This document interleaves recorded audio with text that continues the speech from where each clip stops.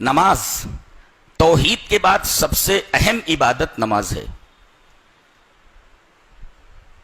اگر کوئی آدمی نماز پڑھتا ہے اور یہ سوچتا ہے کہ کل قیامت کے دن اللہ مجھ سے یہ پوچھے گا تو نے نماز پڑھی کہ نہیں پڑھی, میں بول دوں گا کہ میں نے نماز پڑھ لی ہے, بس میں بچ جاؤں گا. نہیں, آپ نماز پڑھیں, لیکن آپ کی ہر نماز اتباع رسول کے دائرے میں ہونی چاہیے. اگر اتباع رسول کے دائرے میں نہیں تو نماز معتبر نہیں ہے. آپ نماز پڑھتے رہیے. دلیل یہ حدیث پاک. وعن ابی ہریرہ رضی اللہ تعالی عنہ عن النبی صلی اللہ علیہ وسلم قال ان الرجل لیصلی 60 سنة وما تقبل له صلاة لعله يتم الركوع ولا يتم السجود ويتم السجود ولا يتم الركوع. رواہ المنذری فی الترغیب والترہیب فی کتاب الصلاۃ. حضرت امام منذری رحمہ اللہ اپنی حدیث کی کتاب ترغیب اور ترہیب کے اندر کتاب الصلاۃ یعنی صلاۃ کے چیپٹر میں اس حدیث کو لائے ہیں. راوی حضرت ابو ہریرہ ہیں. میں نے پوری حدیث بیان کر دی ہے. حضرت ابو ہریرہ فرماتے ہیں کہ نبی اکرم صلی اللہ علیہ وسلم نے ارشاد فرمایا کہ ایک آدمی اللہ کے حضور پہنچتا ہے, اللہ اسے پوچھتا ہے, حالانکہ اسے معلوم ہے نماز پڑھی, پڑھی, کتنے سال پڑھی؟ کہا کہ اے اللہ کے رسول 60 سال تک میں نے نماز پڑھی. 60 سنتن 60 سال نماز پڑھی. کتنے سال پڑھی؟ 60 سال. اللہ کو معلوم ہے, پوچھ رہا بندے سے, پڑھی. کتنے سال پڑھی؟ 60 سنتن 60 ایئرس, 60 سال پڑھی.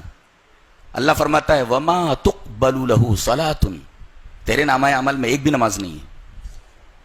60 سال کی نماز جو تو نے پڑھی ہے ایک بھی نماز تیرے نامہ عمل میں نہیں ہے.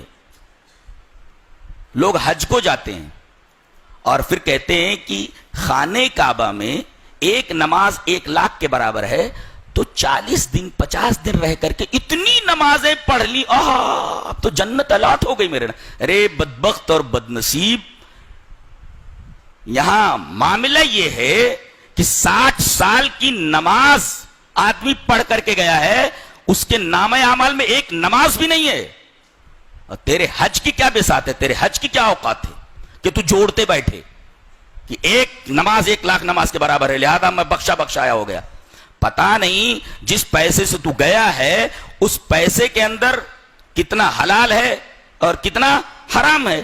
تو نے کتنے ارکان اپنی مرضی سے ادا کیے ہیں, جہالت سے ادا کیے ہیں, اور کتنے ارکان تو نے اتباع رسول کے دائرے میں نہیں کیے ہیں, تو تیرا حج کیسے ہوا؟ اور تو نے نماز جو پڑھی وہ نماز اتباع رسول کے دائرے میں پڑھی یا نہیں پڑھی ہے؟ یہاں تو ایک آدمی 60 سال کی نمازیں پڑھ کر کے گیا ہے, اور نبی اکرم صلی اللہ علیہ وسلم فرما رہے کہ اللہ یہ فرماتا ہے کہ تیری ایک بھی نماز قبول نہیں ہوئی, تیرے نامہ اعمال میں ایک بھی نماز نہیں ہے. وما تقبل له صلاۃ, ایک بھی نماز نہیں ہے. کتنی خطرناک قسم کی حدیث ہے یہ. لوگ نمازیں پڑھتے رہتے ہیں.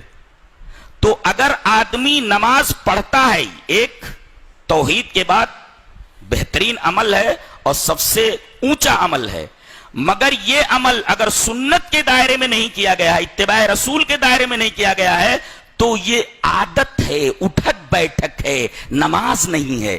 اس لیے کہ جو چیز اتباع رسول, جو عمل اتباع رسول کے دائرے میں نہ کیا گیا ہو وہ عادت بن جاتا ہے, عبادت نہیں بنتا. دیکھو 60 سال کی نماز لے کر کے گیا, نامہ عمل میں ایک بھی نماز نہیں ہے. اللہ, یہ حدیث ہمیں ہلا دینے کے لیے کافی ہے. نماز کیسی پڑھنا بتایا گیا. حدیث اس طرح.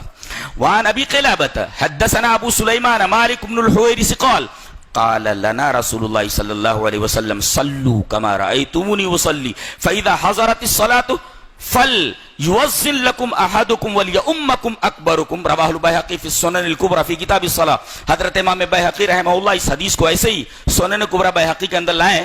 راوی حضرت مالک بن حویرث, وہ فرماتے ہیں کہ نبی اکرم صلی اللہ علیہ وسلم نے ہم تمام صحابہ کرام سے یہ کہا کہ تم لوگ نماز اس طرح پڑھو جس طرح تم مجھے نماز پڑھتے ہوئے دیکھتے ہو.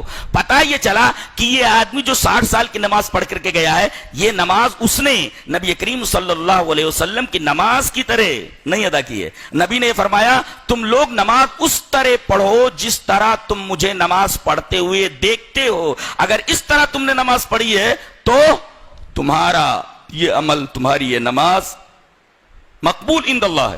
اور اگر تم نے اپنے طریقے پر، یہ حنفی نماز ہے، یہ مالکی نماز ہے، یہ شافعی نماز ہے، یہ فلاں شخصیت کے طریقے پر پڑھی ہوئی نماز ہے، کسی بھی طریقے سے نماز پڑھ کر کے گیا آدمی کوئی بھی نماز معتبر نہیں ہے، الا یہ کہ اس نے نماز جناب محمد رسول اللہ صلی اللہ علیہ وسلم کے طریقے پر پڑھی ہو، جس کا نام اتباع رسول ہے.